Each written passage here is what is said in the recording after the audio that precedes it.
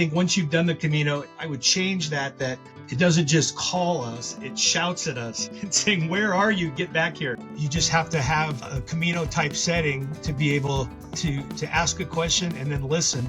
You learn, I think, equally as much about yourself as you do about the other. And this is the cross that the legend has it that Jesus was crucified on, or a piece of it. And they've actually carbon dated the wood. And the carbon dating is 2,000 years old. But the feeling, and you could just feel the emotion, you could feel the juju, the power, we both felt it. And we both just stood there for about 5 minutes and just was like, when I'm on the Camino, there's nowhere I'd rather be. And when I'm not on the Camino, all I think about is getting back there and doing it again. Every time I meet people from all over the world. Welcome back, pilgrims, to the Way to Your Way podcast, where we explore the inner and outer journeys of those who felt called to walk the Camino again and again.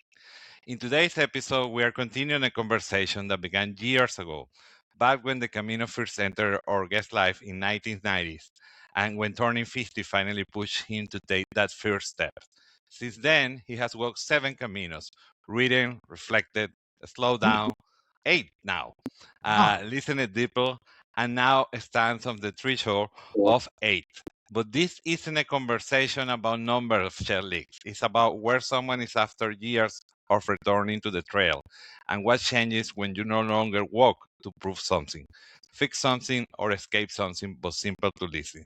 Today we talk about calling and curiosity, about readiness and discomfort, about how ages reshapes the Camino in surprising ways. We explore what draws a seasoned pilgrim to the wild edges of the Camino del Norte, with its solitude, cliff, weather, and raw beauty, and what that landscape might reflect back to the pilgrim walking to it. And this time, Steve was mentioning to me before we started the recording that there was no rain at all. So let's jump into the conversation. Welcome, Steve. How are you doing today? I'm doing wonderful. Thank you for having me. Anytime anybody asks for me to talk about the Camino, I jump up and down and say, finally, somebody that wants to hear me, not has to hear me. Okay. And now this is going to be online, so probably a lot of people are going to be listening to that once we upload it. Okay. So this new experience that you have with the Camino del Norte, how would you compare this new experience with the other 7 that you did in the past? Well, first off, I've walked different Caminos in June, in September, October, and November, and I've experienced rain on every one of my walks that I've done so far. And this is the first one that we walked for 15 days. We walked the first half of the Norte, and the first half of the Norte is pretty famous for getting a lot of rain, especially in October. And we got 0 rain, so it was wonderful. It rained at night, but when we were walking, it would stop, and it was beautiful. Okay. Mostly sunny, and in fact, a couple of times I actually got sunburned on my face. Oh, what about the temperature? How was the temperature? Perfect. It was a good walking weather. I mean, for some people it might have been cold, but 50s, 60s into the low 70s. So in the mornings it'd be in the low 50s maybe, and then it got up to the 70s a few days. So it was actually great walking weather. The Norte, for those of you thinking about trying a newer Camino, I wouldn't recommend it for your first one, but because the experience is a little bit different than the traditional Camino, but absolutely stunning. It's stunning with views, stunning with the towns and the coastal places you pass through. It was very different than other ones that I've walked.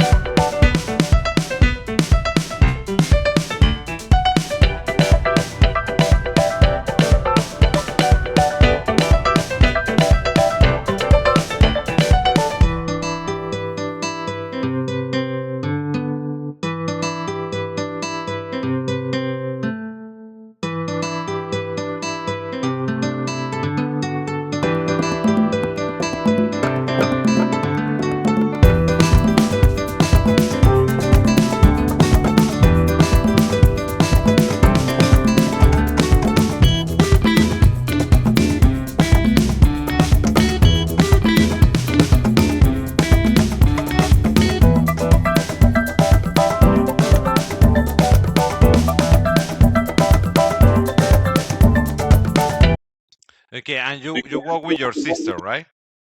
I did. Yeah, this was the second one we walked together. Both of us kind of have we're both still working, and so we can't take 30, 40 days off. So we did half, the first half. We started in France, and we walked across the border. We flew into Biarritz, and then we started in Bayonne. And so, yeah, her and I walked together. 2 years ago, we walked the Invierno together. Okay. And this time we walked this way, and just absolutely perfect. In fact, this one, the first couple days of the Norte, I would say, are as hard as any Camino I've ever walked, as far as how much this The you're hills. doing. And Okay. And luckily it wasn't raining, because some of it I could tell would be muddy and slick and whatnot. But totally worth it. And there was a couple times, and those of you that have walked other Caminos know that sometimes you come to alternative routes where they'll say, here's an alternative route here or there. And several times we looked in the book, or we heard people tell us, oh, you have to go this other way. It's so beautiful. And then when we did it, it was like another 4 hours or 3 hours that we weren't anticipating. And Oh. each time we were like, oh my gosh, that was so incredible, but I don't think I would do it again. But that happened like 2 or 3 different days. One day we thought we were going to walk about 17 miles, and we ended up walking 24, 25 miles. And it was it was absolutely stunning, but boy, we were pretty sore that night. And because it was 24 miles of lots of climbing. And the other thing too is we carried our own packs, and I recognize that I carry too much, but both of us realize that we don't need to prove that we can carry heavy packs anymore. We might, if we were to do that again, we would send our bags ahead every day, because it was pretty arduous, to say the least. Oh yeah, yeah. It's important that someone take care of that, and then you still are enjoying, even though that you don't have that weight on you. Yeah. Yep. But it was, for those of you thinking about the Norte, absolutely beautiful. This was the first Camino I've done that I haven't walked into Santiago, because we did the first half. So Okay. that part was kind of, when we finished, when we got to the end, we did have, and I'll tell you about this in a minute, but we didn't have that closure that you normally get when you walk into the plaza in front of the cathedral, like when you're doing any of the other, when you end. So that part was a little bit unfulfilled. Okay. But I will say one thing that happened. I have a good friend, Chad Estes, who he and his daughter walked the Norte a few months before we did. And I met with him before we left, and he said, whatever you do, Steve, you have to go up into the Picos de Europa.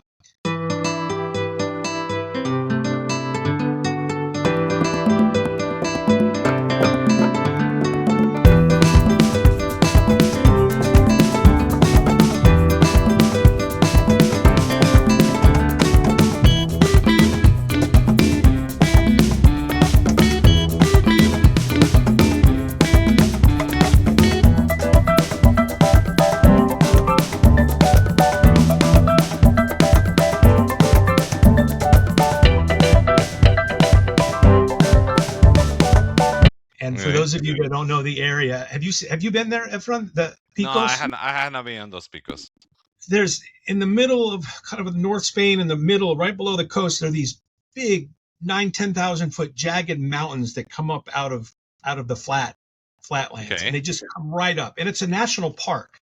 Okay. So if you're walking the north, they follows the north coast, but there is a route that you can get another credential that goes up to the top, and there's a monastery up there, and you can go up there, and it's another Camino that goes from there to there, and you can actually keep going over it and hook into the French route on the other side. But Chad told me about it, and we were trying our best to get all the way to there, and then either take a bus or a taxi up, because we wouldn't have enough time. But because of those alternative routes we took earlier, we were a day short of getting there in time. So what we ended up doing is we walked 2 days past Santander, and Okay. then I rented a car at the airport in Santander. We walked 2 days past it, went back, stayed in Santander, rented a car, and then we drove up to the Picos. Well, here's the part that's really cool: is there's a monastery at the very top, and the story is in the now I can't remember. I think the 5th century, there was a guy from Astorga that walked to the Holy Lands. Okay. And they were having kind of battles between the Persians and the Christians in the Holy Lands, and the Persians were making a big push in there, and the Christians were afraid that they were going to take they had a piece of the cross that Jesus was crucified on, Okay. and they said, "Hey, take this and get it out of here before the Persians come into the city and destroy it." So this guy, he took a piece of the cross and walked out of the Holy Lands, Jerusalem, through Syria, all the way to Rome. And when he got to Rome, he met with the Pope, and he said, "This is a piece of the cross." And the Pope was so impressed and thankful that he got it out of the Holy Lands, that he said, "I'm going to make you the Bishop of Astorga."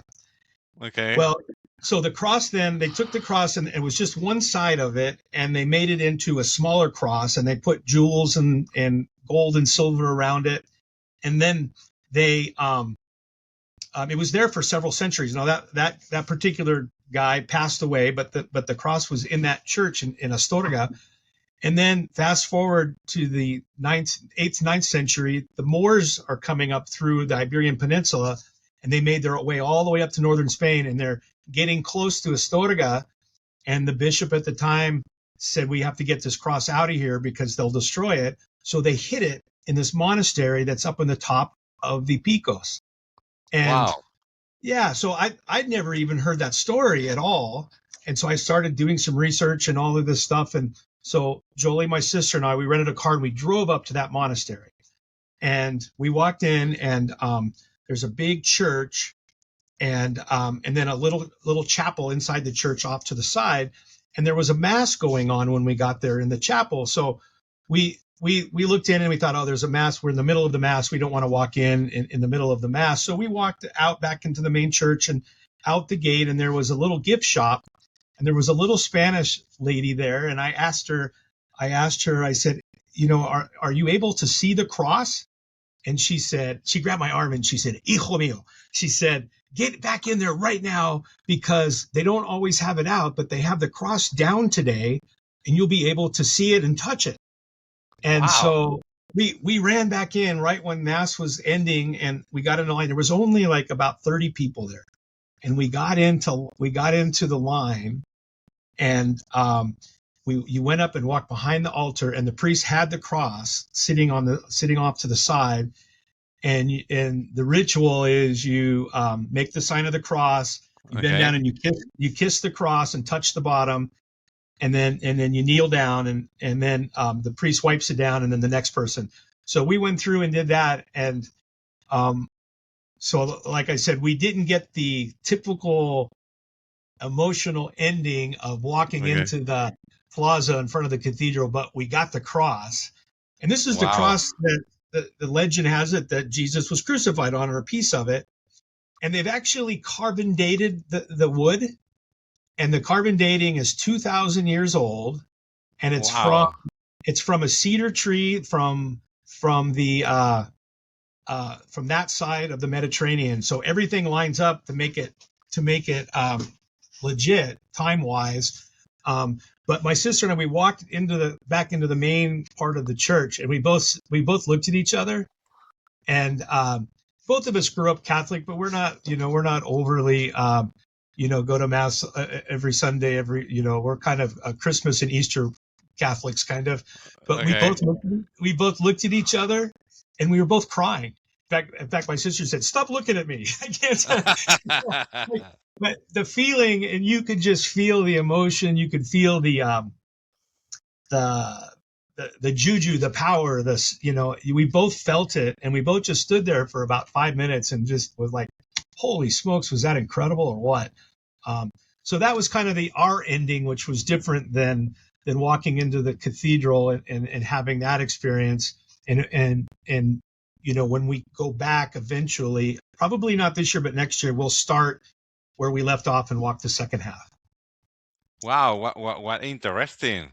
And Yeah. then so And you all can say that you touched something that 2000 years ago exists, right. more than And 2000. you actually, you get to touch it. And apparently, and again, I don't know if the lady was just telling me that, but she said they don't bring it down very often, but we were just very, very lucky that we were there when it happened. Yeah, absolutely. And then the nice part also about the Camino, and then you every time that you talk with someone that have well the Camino is that you find so many things that are so historical that Yeah. there is a lot of information. And I also run recently an interview with someone from the archaeological site in Atapuerca. I don't know if you have been there, but it's very close to the Camino Frances. Yeah. And then when I spoke with one of the archaeologists there, and I asked him if I found something, and he said I found a tooth. So he with his team, and I asked him how old was that tooth from how many years ago. He said 43,000 years ago, Oh, and wow. they believe that it belongs to a kid about 17 years old, something like that. And then so it's super interesting that you are when you are walking the Camino Frances, you can make a stop there and you spend the day there. Wow. That's incredible. Well, Yes. I'll say that, like on the Frances and some of the places where you walk, like almost towards the end where you walk through those castros, those Hmm. um, pre-Christian old um, fortresses you walk through, and some of those you kind of just wish you could have a view back in time. In some ways, you are when you walk through it, but it's pretty remarkable. But Yeah. the cool thing about that place is it sits up on the top of this monastery, on top of the mountain. So beyond the experience of going there and seeing it, it is such a different. You go from walking along the coast to these just big, beautiful granite. For anybody listening, just Google Picos de Europa, and the pictures are absolutely. You'll see, just look at the images, and you go, "Well, holy smokes! I've never even heard about this place in Spain," but absolutely stunning. You have picture of it, I don't have one right in front of me right here. but then you can share it later with us, and then Yeah, I can yeah, add it to the video, like we did it perfect. the Okay, last time. okay, Okay, so yeah. that's gonna be cool. And then I remember I have not been on that monastery, but I remember that I went to. I believe that the town is called Baxio, and that's close to Bilbao. It's Oh, very close to the coast as well. And one of the trips that we did when we were staying there, we went to a kind of little chapel that was on the ocean, and you needed to go over the rocks walking. And then when you walk so much rocks, then you start going up, and that was amazing. And yeah, how people at that time, because that was hundreds of years ago, how do they build all that? yeah. Well, they didn't have Netflix streaming, so they had a lot more free time. Yeah. Yeah. Nowadays we have too much entertaining that at that time they didn't have, and probably that's why they do at that time. Hmm. Okay. That's And right. then what would you say beside that story that you just mentioned about seeing the cross and all that piece of the cross? What would you say that beside that also other thing that was remarkable that you can say, wow, this was great? Well, there were a lot of places. Like I said before, this was probably the hardest from a physical standpoint. One that I've done before. Um, and it wasn't like you were climbing, straight up the whole time, but there's just lots of up and downs. But with that, the beauty, the views over the ocean, And then going through the Basque Country was incredible.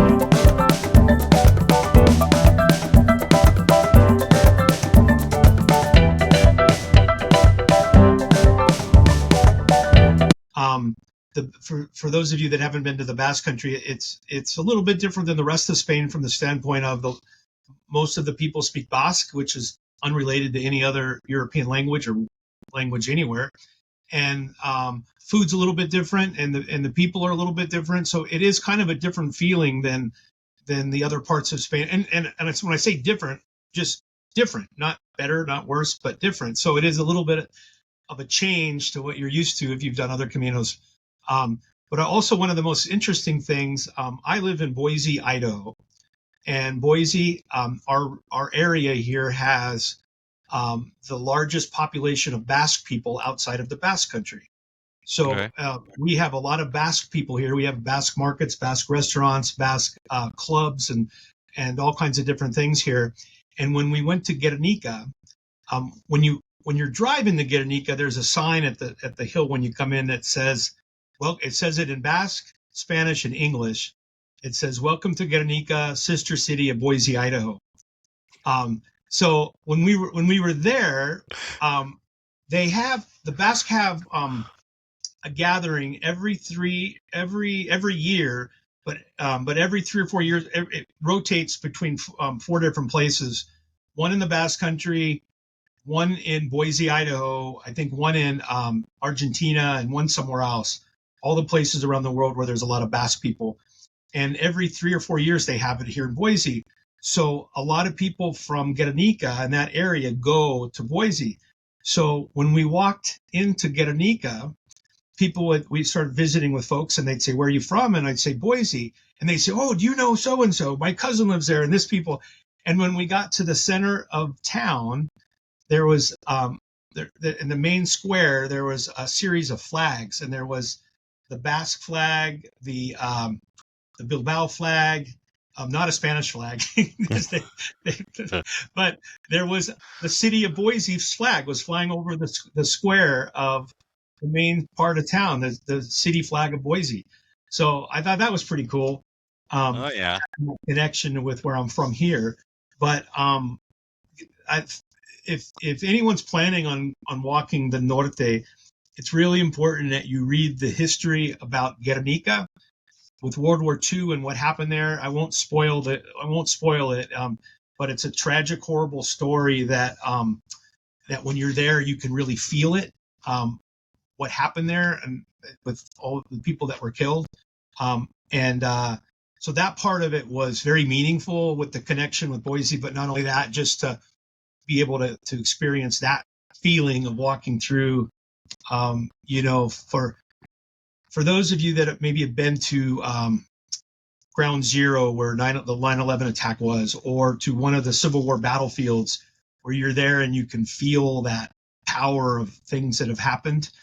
When you go to Guernica, you can feel that same thing. You just have this. I don't know. It's hard to explain, but you can feel Okay. the history and what's happened. But and then the other thing is when we finished 2 days past Santander, there we finished at there's a place called the Altamira Caves, and Okay. there's caves there that back in prehistory, prehistoric man drew bison pictures on the cave walls, and where those caves are is where we ended. So that's a pretty famous spot as well. So that was pretty interesting. We didn't get to go to the caves. We found out when we got there you had to have reservations ahead of time, and so we didn't get to do that. But it was interesting. Around town they had all kinds of different places that showed you what they look like and all that type of stuff. So that was pretty interesting. But the Norte, absolutely. You walk through a couple big towns. Bilbao is probably the city, the one city you walk through. But the rest of the time, lots and lots of small little villages with not a lot of people. Great restaurants, great food. I will say that part of Spain is more expensive than Galicia and certainly the south. So it is a little. Okay. The restaurants and the places you stay, the albergues are pretty comparable, but still very inexpensive for Americans, but more expensive than other places in Spain. That's for sure.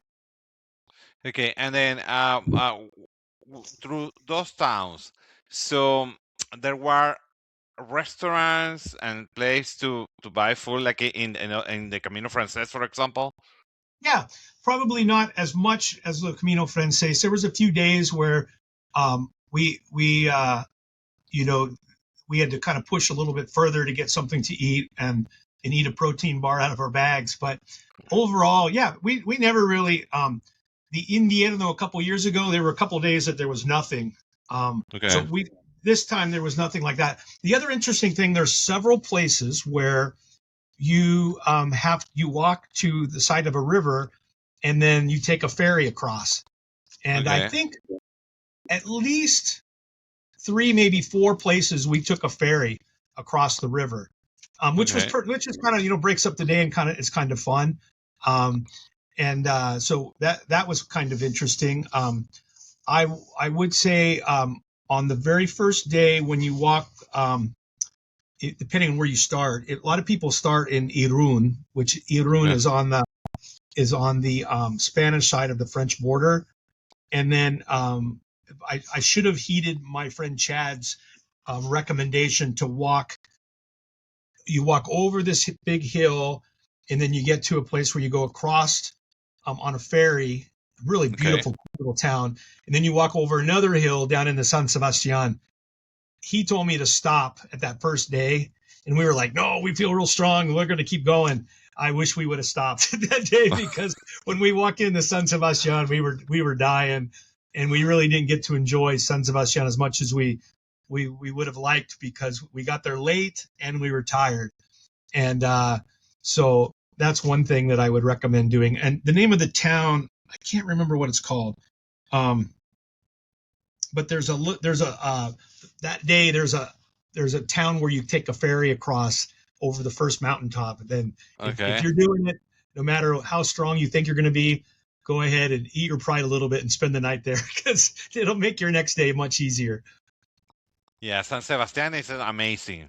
Oh, We haven't did. I believe that I've been there like 3 times, and yeah. it's amazing. It's one of my favorite cities in Spain. Yeah, yeah, yeah. And the pinchos. So try the pinchos when you're in that back area. So that's Yeah. very tasty. So they have all kind of pinchos. Oh, pinchos are the best. And the beach is beautiful. And it's like a shell. You know that it's yeah, like a shell. la That concha, bay. Yes. la concha se llama. Yeah. Yes. And there is an aquarium as well, and there is a nice a show that is like a novela that they did. This was I don't remember. It was in Antena 3, in that the TV station from Spain. And you know that now you can watch streaming here as well in the US. And it was very funny, and it was called Allí Abajo, and Ah, it's because a man from the north, that is that San Sebastian area, get in love with a lady from how do you call the south, Sevilla. ah, And that's what they call allá abajo, because he has to go down, and totally different the way that the Sevillanos are, like the Basque are. So it's very funny.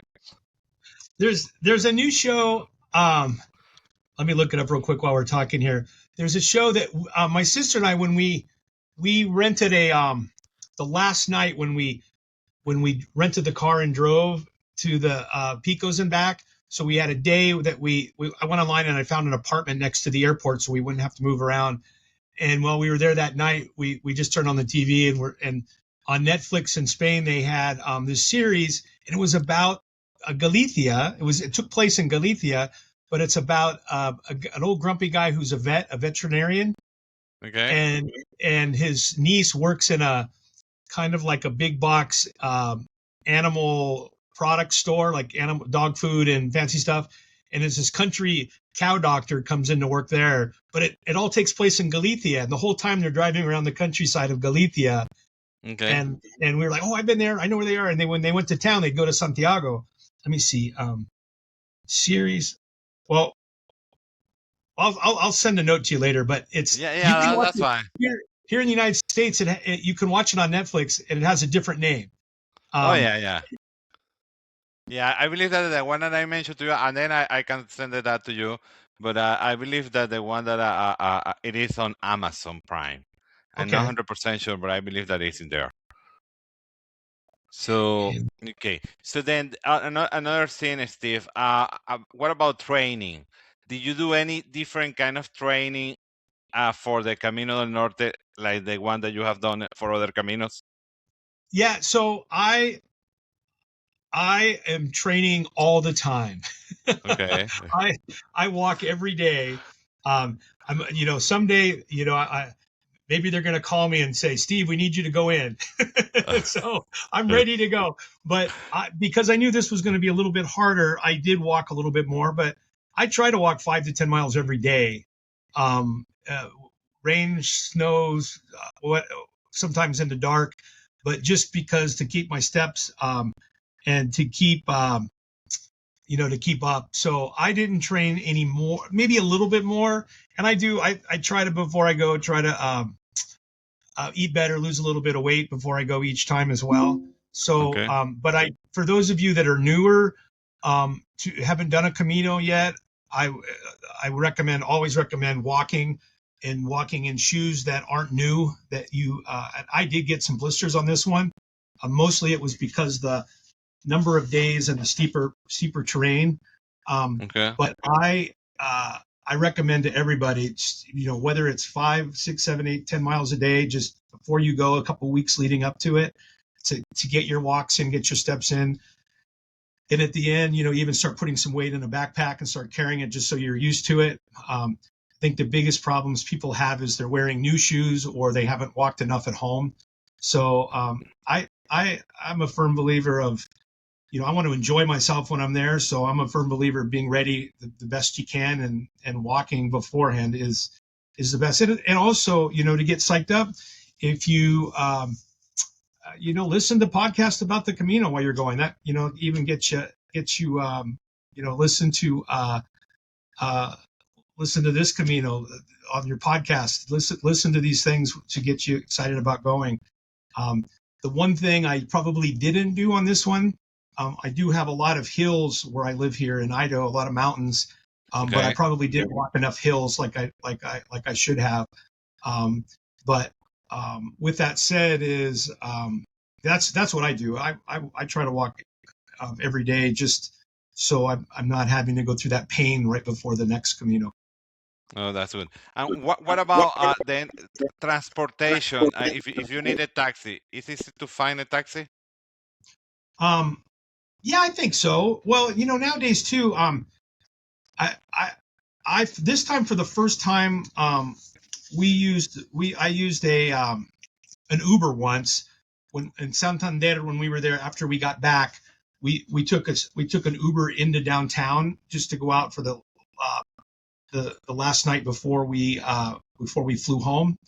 And I learned when I was there, some places in Spain have Uber and some don't.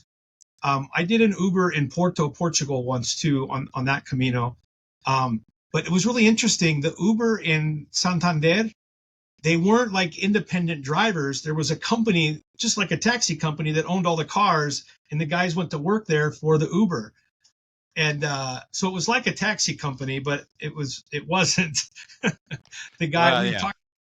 we talked to the guy, and he was an employee of the company that owned all the cars, so it was kind of like a taxi service. But there's taxis. I mean, you're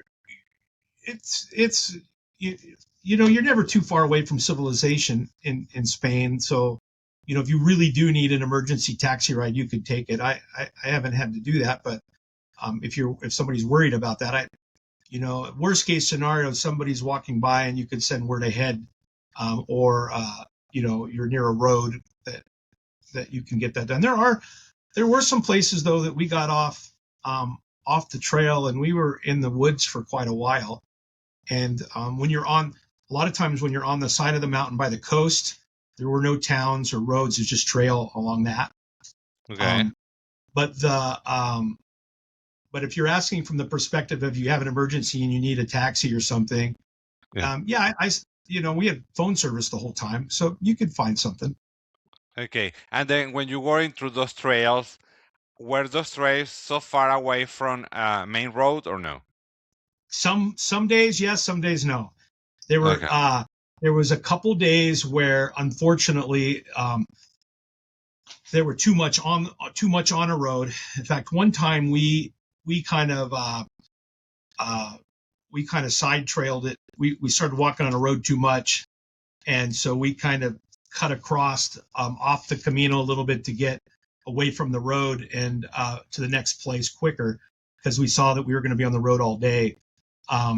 But it's nowadays with I use several different apps, but for the Norte, I really like the one that's called Wise Pilgrim. Okay. I use Wise Pilgrim.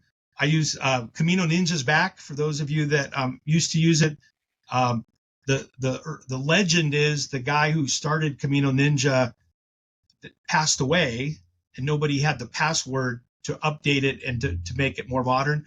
But I guess somebody cracked the code, so to speak, and Camino Ninja is another one that's, I think, and the reason I bring those up is because it's you always know where you are. So if you're worried about where you're going to eat, where you're going to stay, all those kinds of things, you can see, okay, and in another hour, we're going to be close to where we can eat, or there's, 4 places to stay in this town. What's the differences between them? And you can go online and look. So the way I usually do it is each night, whether I'm by myself or those last 2 times I was with my sister, I'd get the map out or get the guidebook out or get the app out and say, okay, tomorrow we have this kind of a walk, and I think we ought to be able to walk 18 miles or 16 miles or 20 miles. What's the closest town to there? And then what are the sleeping options that are there? And then I think I shared this last time. I think albergues are awesome, and sometimes sometimes they're nice to stay in, and sometimes I'd rather stay somewhere else. So we try to find bed and breakfasts or old castles or monasteries or different things like that a lot. So if we see something interesting, we'll try to make a reservation that night before for that wherever that place we found is, and we'll walk to that place. And with the app, it's so much easier because you can plan on, all right, what's available to eat, where's available to have a cup of coffee, where's available to sleep, and then also the app will, it'll tell you a little bit about the history and about the things you're passing by. I you know I'm somebody that likes to read ahead to know what's coming, so I don't want to Okay. miss anything. Because there's been days when I didn't read ahead and we walked by something and I found out later that, I missed seeing something that I wish I would have seen. Okay. And then when are you planning to go to complete the other part that you haven't walked? I think my wife and I are going to go to southern Spain probably this late summer or fall, and then next year I'll do the second half with my sister. It was funny. She when we got back, she said, Steve, I think I've done enough. She goes, I think I don't need to do another Camino. And then like a week or two later, she says, I'm in. Well, you know that next year is a Jacobean year, so that means that it's Yeah. gonna be a lot of people going to any of the Caminos, Yeah. because you know that they are gonna be open the main door from the cathedral, Mm-hmm. and so that just make the preparation Yeah. in advance, In uh, advance. because Well, now and you that's, are going to the cathedral because you're gonna yeah. do the last part. Yeah.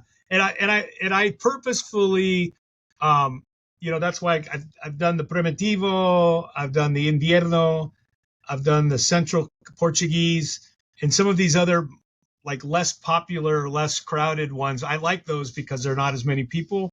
Um, and then I also typically I've walked one time in June, but the rest of the time in September, October, November, and so it's kind of like not as crowded typically then as well. But I think like you're right, the Holy Year it'll be it'll be a crowded one. So, and then now that you mentioned about the Primitivo, that you walk the Primitivo, Mm-hmm. how would you compare? Because people say that one of the most difficult are the Primitivo and the Norte. How would you compare those two? Um, very similar. The Primitivo, it was now we got a lot. I walked that one with my daughter who was 17 years old at the time. She Okay. graduated from high school and we left the next week.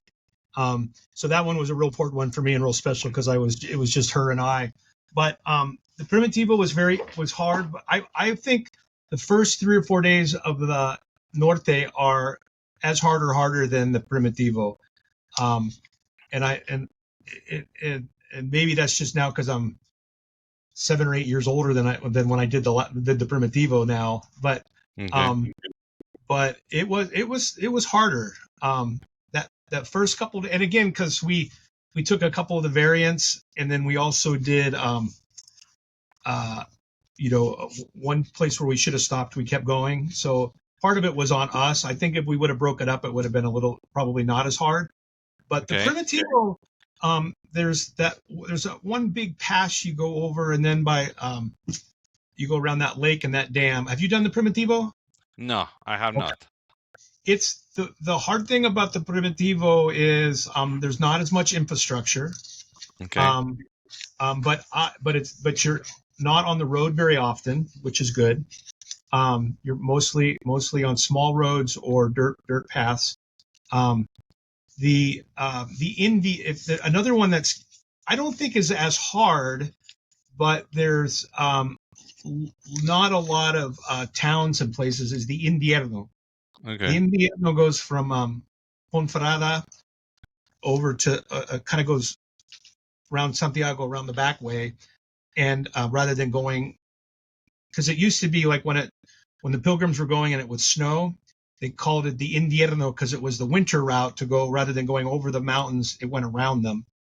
Okay. Lots of mountains and ups and downs, but it doesn't go as high.